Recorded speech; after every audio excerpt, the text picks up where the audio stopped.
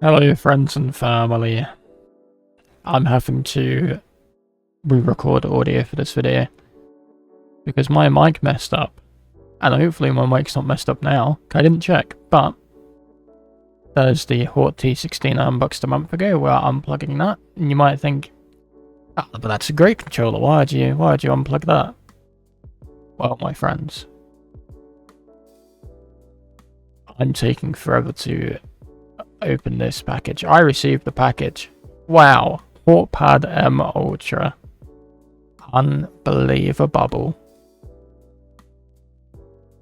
It's gonna take me a while to unbox it. See, in the moment, that's fine because I'm unboxing it live. But now I have to sit here and record the audio over it, and realize I was actually spending quite a lot of time faffing about. And I can't just like refilm a review because I lost the battery camera door, so I've got to wait for the 5 of them to come from China so I don't run out again. But no hand cam, no cam in general for 2-3 weeks.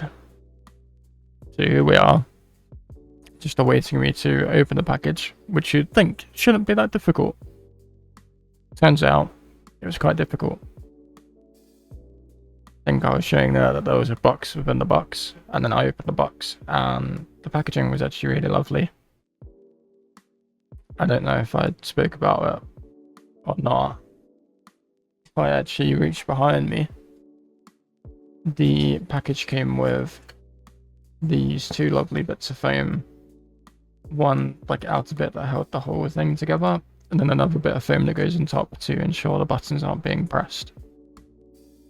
And I'm going to hold on to that foam because if I ever take the controller anywhere, I want to use it because I care about the longevity of the controller. I mean, who doesn't care about the longevity of their controller? It is taking me so long. Oh, there we go. Look, there's the new controller that I got. Isn't that cool? I'm currently just reading manual. I'm talking there about it being aluminum. Aluminium. Sorry. Forgot his English for a second there. And that the buttons are a bit smaller with a closer together spacing, which at first I was a bit apprehensive about. I didn't know what to expect of that. Given that I also mentioned I'm closer to 7 foot than I am to 6 foot. So my hands are very big, but there is actually a lot of space for me to rest my hands. And also it doesn't feel like the buttons are close together too close together, so that it feels awkward to press, and I get some sort of wrist ache. I used it for about 45 minutes and everything felt great.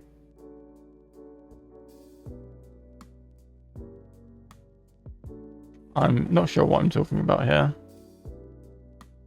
but what I can tell you is I paid just under £100 for the controller. I paid £60 for the Hort T16. Would I call that jump up of £40 worth it? Yes, I would.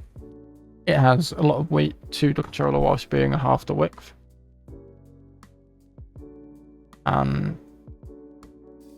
There's something about that nice quality feel where it feels like it's not going anywhere, whilst also not taking that much space. And where it's not acrylic, there's no creaking, which is one thing that I really disliked with my Hort T16. What I can also say is that the keycaps of the Hort T16, the little red bit in the middle, made me feel like my color choices have no impact on anything. Whereas with this controller, as you can see underneath the keys, you get that nice ambient sort of LED effect, and it's enough for you to think, yeah, I've got RGB going on, but it's also not disrupted by the keys, and it goes really, really nicely with the ambient light. And I'm sure if I've not already, I'm going to show that there, like, you can just turn the LEDs off if you don't fancy LEDs. Isn't that cool? There's also the lock button, which the other Hort controllers don't have. And the reason the lock button is so good is if you're at a tournament or whatever setting where you're being penalized for pressing the start button or any of the function buttons at the top, the lock button is like a tournament locking switch and it disables that action. And then here we are in the web configurator. By this point I'd already flushed the firmware to update to the latest, and just like all other port controllers in the web configurator, it is as simple as picking a gradient. I wanted to be different to what I normally do, which is just blue and pink, so I went for mint and purple. And then for a pressed gradient I wanted a nice contrast, so I went for this darker pink color and red. Doesn't really contrast that much. And then here I was a bit silly, I was like, yeah, and then I clicked pressed instead of just normal, so then I flipped it to be the purple with the mint unpressed. And then I remembered to save, and then accidentally rebooted back into web config, didn't mean to, so rebooted back into controller 2 times just because I'm very, very clever. And then here's a little switch into controller mode again. I accidentally bit to the screen in the video, so it's the wrong way. I had to flip it horizontally again because my right hand's on the left, so forgive me. But there's the custom profile that we just set up, that nice mint going into the purple, and the gradients look lovely. I'm not sure why the ambient light's just blue. It's still blue. Like 3 hours later, I'm looking at it, it's blue. But hey, that's a pretty color. There we go, we're flipped. And honestly, I have no idea what I'm talking about at this point. That was a part of my nail polish coming off. I have since repainted my nails, but you know, what's the point? I can't show you them for so long. And then here's me realizing if I press the L3 button, it activates not the LED of that button, but the one at the top. And I really thought they'd fix that if I'm paying such a premium, because I paid £100 for it, right? Well, £99.61, so forgive me for rounding up. But when you're paying that much, and when it was also on sale from 180 down to 99, which is why I was like, well, I have to get it.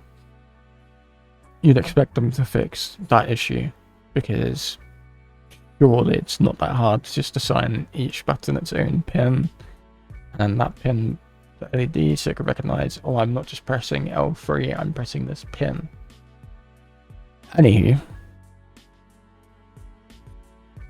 at this point, I'm not sure if there's another cut coming soon, or what I'm talking about.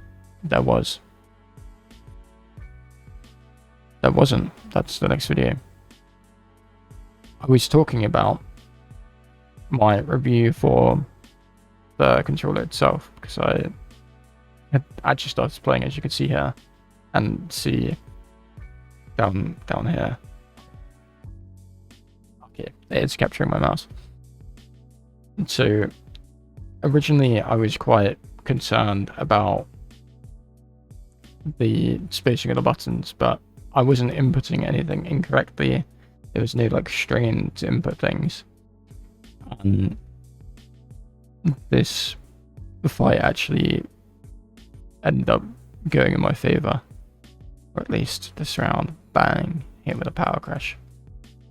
But all in all, I have had a really positive experience using the M Ultra so far, and I imagine I will continue to do so.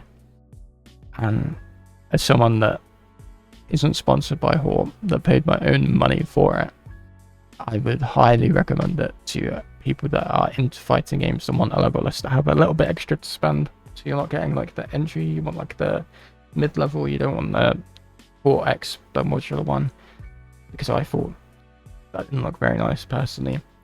But then again, some people like modular designs, they might go, wow, that looks so cool. Me personally, it's like, I just prefer my nice sleek LEDs. £1. But yeah, I couldn't recommend it enough if you're in the market for a leverless controller. On that note, kind of tilted that I have to voice over this instead of my actual voice recording. You don't want to hear how this video sounded either. But I mean, you'll get to. It's coming out in a couple of days, and I'm not voicing over a whole Tekken session, so spike issues in the title. But goodbye. That's me rambling now. Bye.